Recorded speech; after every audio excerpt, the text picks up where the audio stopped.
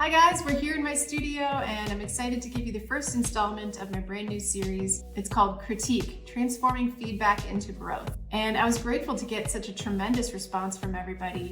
I've got a huge variety of work that was sent in to me, all different subject matter, different mediums, different levels of skill. And so wherever you are in your work, if you've sent in your work for critique, I'm thrilled for you, and that was a really courageous move to do that. It's always very vulnerable sending your work in to someone to have them look at it. That shows that you already have a growth mindset, that you want to get better, and that you're ready to transform your work.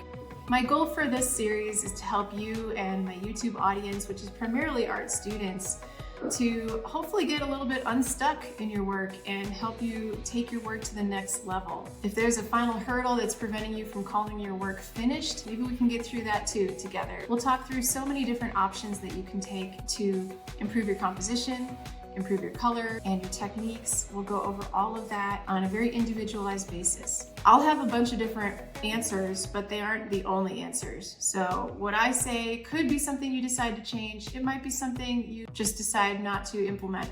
Either way, I'm throwing some options out there for you and hopefully opening your mind to what's actually possible. You can take it or leave it. So that's the beauty of the critique. If you're interested in having your work critiqued by me, I have a number of tiers available on my membership site. You can do monthly, you can do an annual membership, which gives you 2 free critiques per year.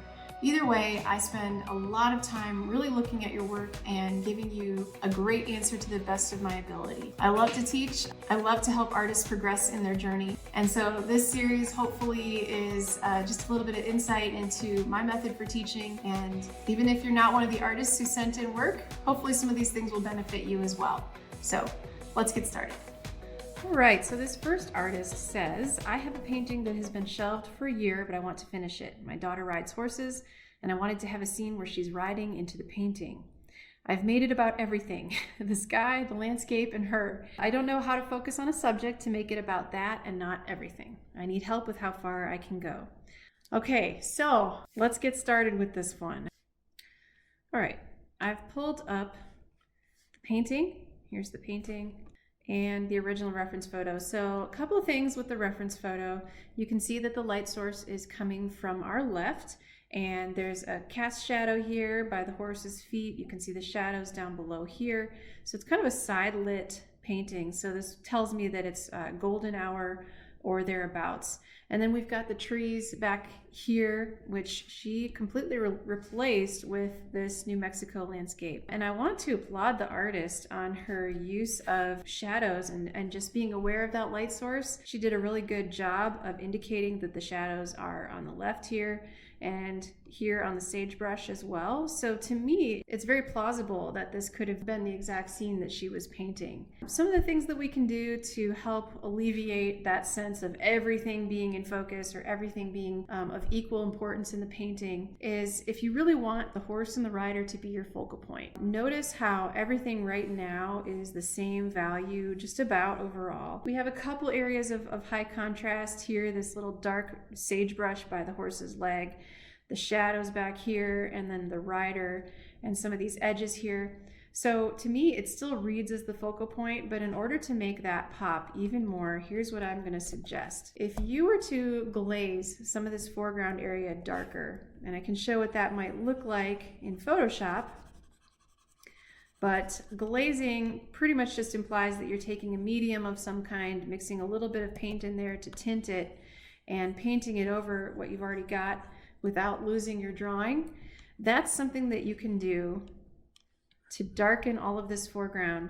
And in Photoshop, of course, that tends to exaggerate some of the colors. So I'm just going to desaturate some of that here to show what it might look like if you were to go over this with either a dark earth tone or something like a little bit of brown and ivory black. Those might be some options for you. So here's before and here's after.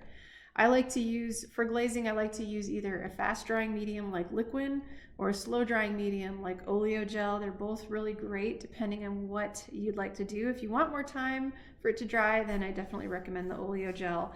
But if you're wanting to do some glazing in layers and do several layers at a time, and maybe one layer for 3 days in a row or whatever, liquid is great for that because it dries overnight.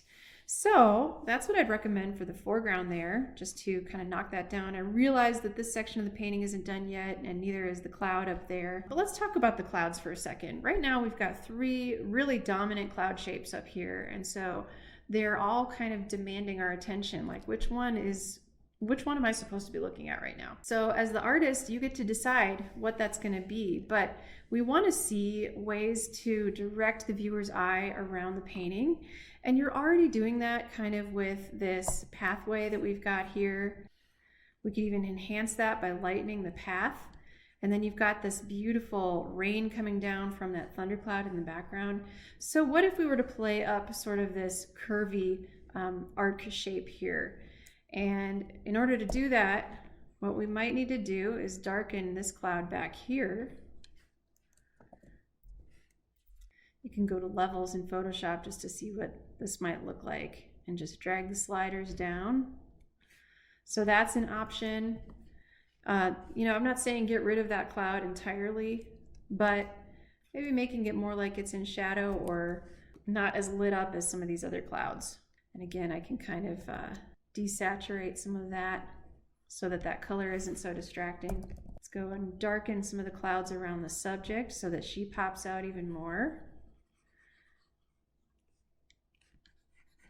Darken some of that back there. Let's darken this one also. I realize again that this part isn't finished, and then I'm going to reduce the saturation. There. So what if these cloud shapes right here sort of direct the eye in towards the horse, the path, and then we kind of have this circular shape that's going on. That is really going to help give us a better idea of what the focal point is in this painting. And then one more thing I would recommend this artist to do, and that is to take that horse's head, and you're not going to like this news, but if you could paint it once, you can paint it again. One of the things that happens when working from photos is that the perspective gets skewed. So looking at that reference photo again, yes, the horse is walking away from us, therefore his head looks a little bit smaller. However, the photograph exaggerates it. And so I would really recommend taking that horse's head and making it bigger. So like I said, you're not gonna like this news, but let me just show you what that might look like.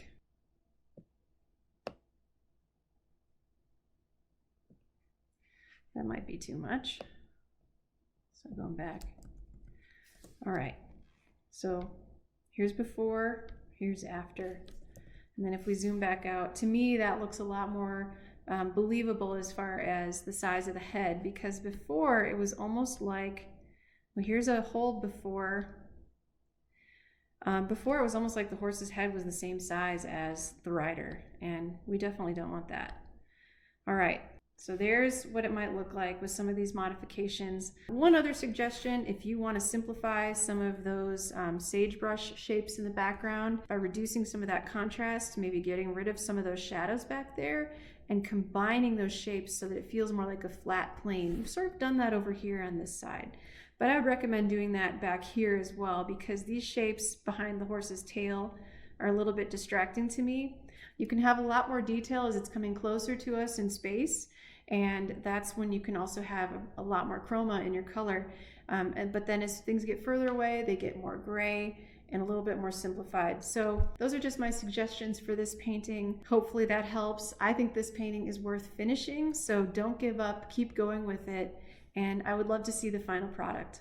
Okay, this next artist is using Cobra water mixable oils. This painting is an 11x14 of a highland cow. And she says, my husband caught him at this exact moment with his tongue out, and I haven't finished him yet. Couldn't seem to get strong highlights, and I'm trying for that looseness, but realistic, not cartoonish look. She's looking for color suggestions and advice on making this look more realistic. So let's take a look. So I've pulled up the painting right here on the left and her reference photo, and she also sent me the reference photos of the sunflowers. And I love the idea of incorporating these sunflowers in the painting. I think that's a great idea for filling some of that negative space versus just having that grass in the background. And I love how this sunflower here at the top sort of frames the cow in the painting. Now, one thing I would suggest is incorporating that sunflower down below even just a little bit more. So right now it feels a little bit isolated, like it's a separate painting within a painting. And when I think of backgrounds, I try to think of it not just as a background, but as part of the painting as a whole. So one thing that we could do, let's make a new layer here so we can see the before and after. One thing that we could do is actually darken that negative space between the sunflower and the cow. So if we were to go in and really darken that up, and even deepen that shadow within the sunflower, which we can also see here is happening in our reference photo, then hopefully that's going to combine those shapes a little bit more. We can take some of that green that's in the sunflower, the leaves there, and kind of carry that into some of this back here, or extend it down here. Just really deepening some of those colors. I think the cow itself could actually, his neck could be extended out a little bit. That's too dark. Let's try something a little lighter.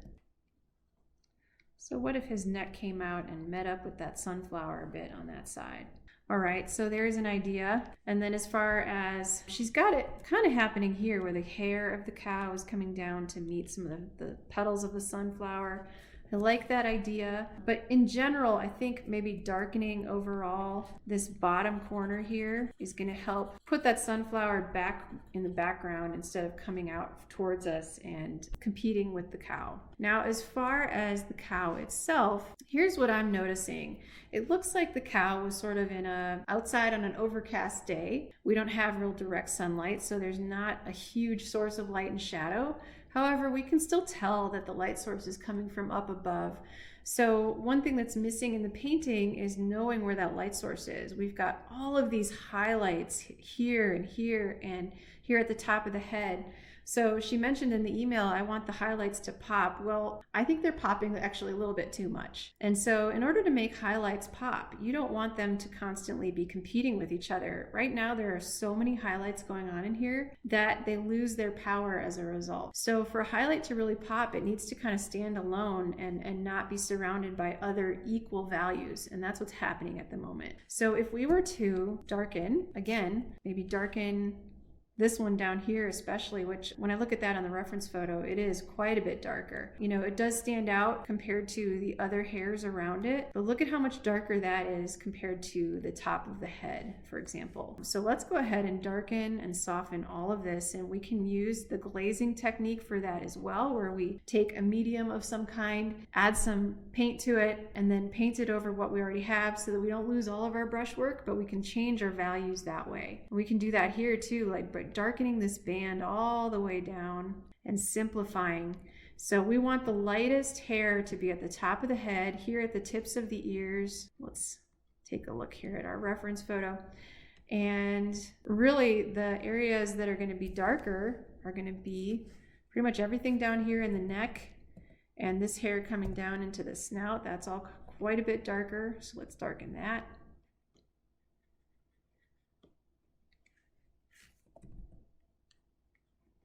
And then even some of this over here, it's going to be progressively getting darker.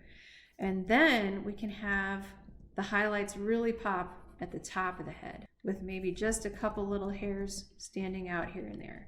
Really though, I think just keeping it super simple is going to help you make it look softer and less cartoony.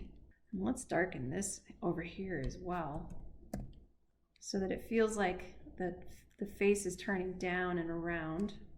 And then even some of the nose and the mouth.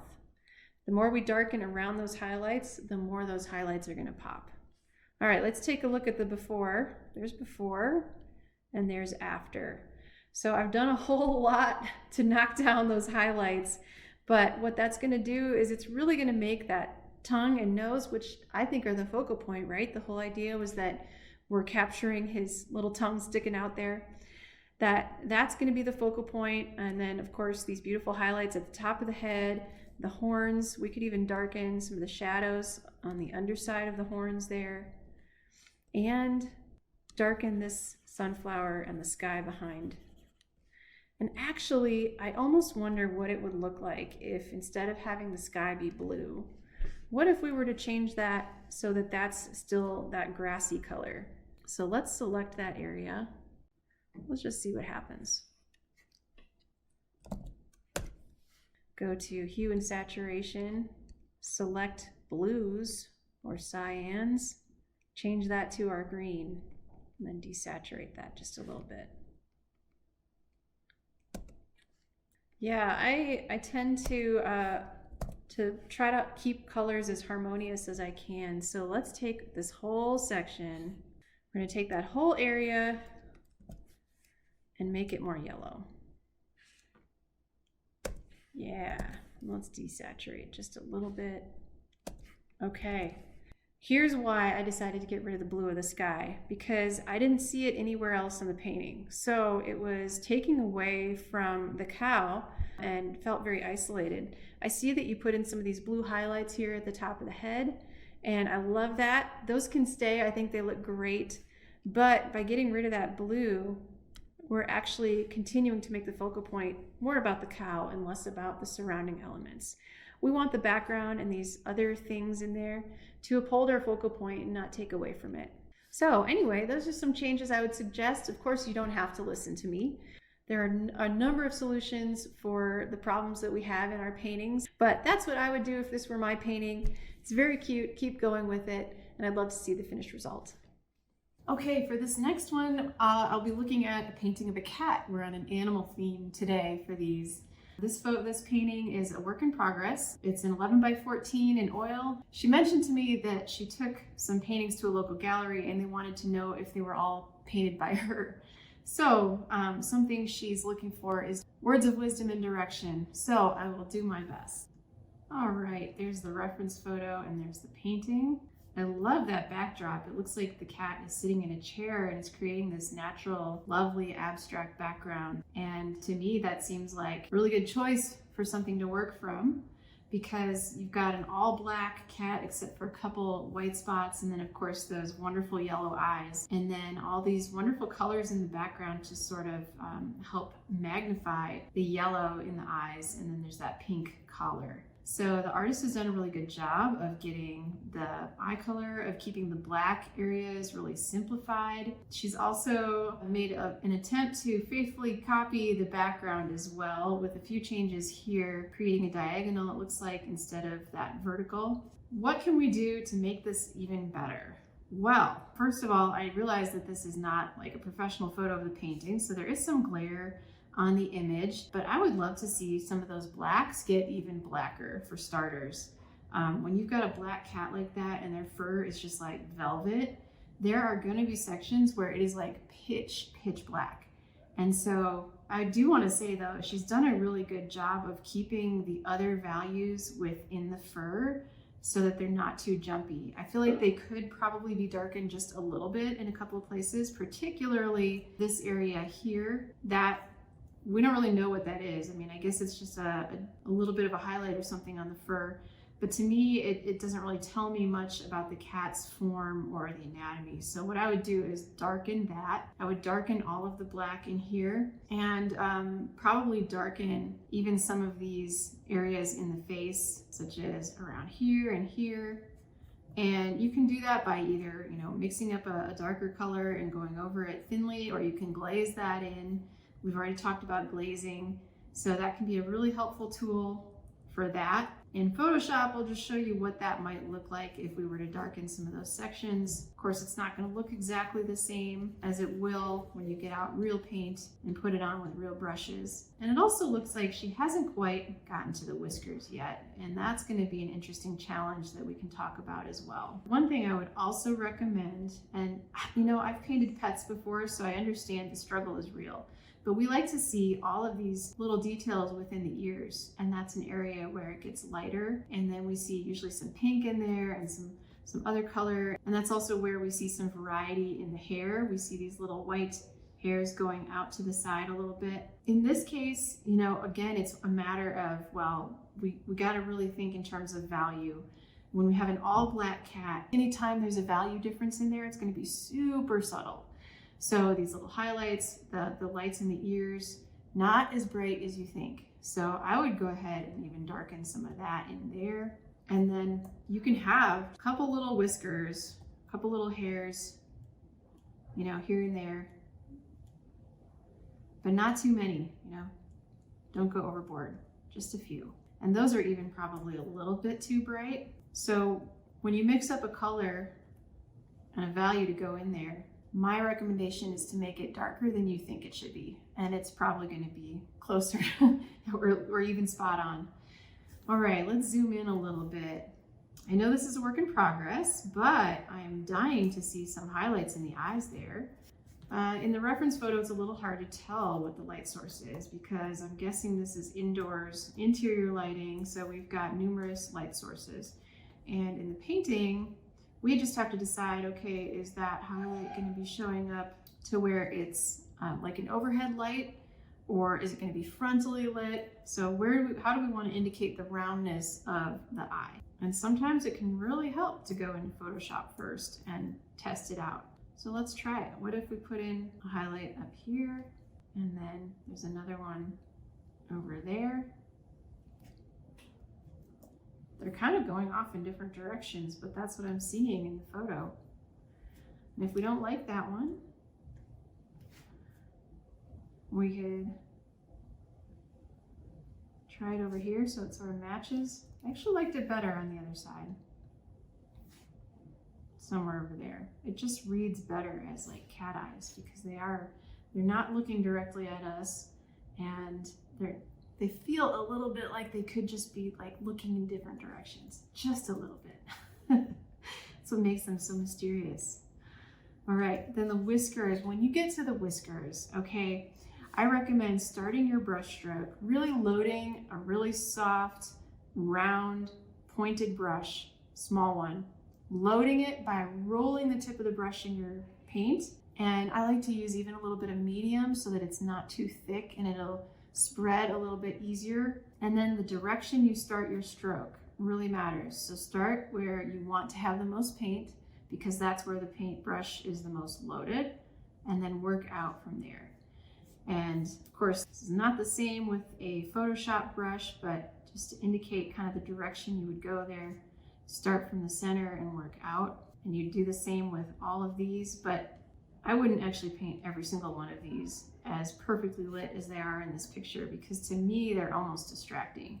So I would just choose a few of them to be that brighter value and then have the other ones be slightly darker, kind of like the highlights those little hairs that we put into the ears. Now the background, there's so much opportunity here in the background. Here's what I recommend. I recommend going much darker with these colors back here. Let's just select our background and see how that would look if we deepen those colors, because what's going to happen is it's going to allow those eyes and those whites in the cat to end up becoming our focal point, which could be really fantastic. So if I go to levels, darken, what that does is it oversaturates, so I can knock that down in hue and saturation. Not too much. I'll desaturate this red just a hair. But I actually enjoy that green and the pink back there. And to be honest, I feel like the diagonal isn't really serving the composition. In fact, I like it better as a vertical, which is what is in the reference photo. Because here what it's doing is it's chopping up the canvas a little bit and making it feel like this triangle over here is just kind of its own separate entity and not really part of the painting. So if I were you, I would either go back to having kind of that vertical separation and putting some of those stripes in, or, because that still is going to feel very separate, you could continue with some of this paisley pattern in the background and keep that going so that it feels more harmonious. It's just an idea. And then I would also darken all of this back here even more, because if the cat truly is sitting in a chair and it's that close to the background there, he or she, I don't know if it's a male or female, he or she is going to be casting even a bit of a shadow back there. Not too much, but just enough that we create a softer edge and a turn between the cat and the background. Because right now it feels a little bit like a cutout, and I want to see a much softer edge here at the very edge of the hair. It feels so hard right now, And that's not the nature of the cat. The cat is very, very soft. So I want to see lots more soft edges there. Maybe even darken back there, behind it. A little bit more. And here as well.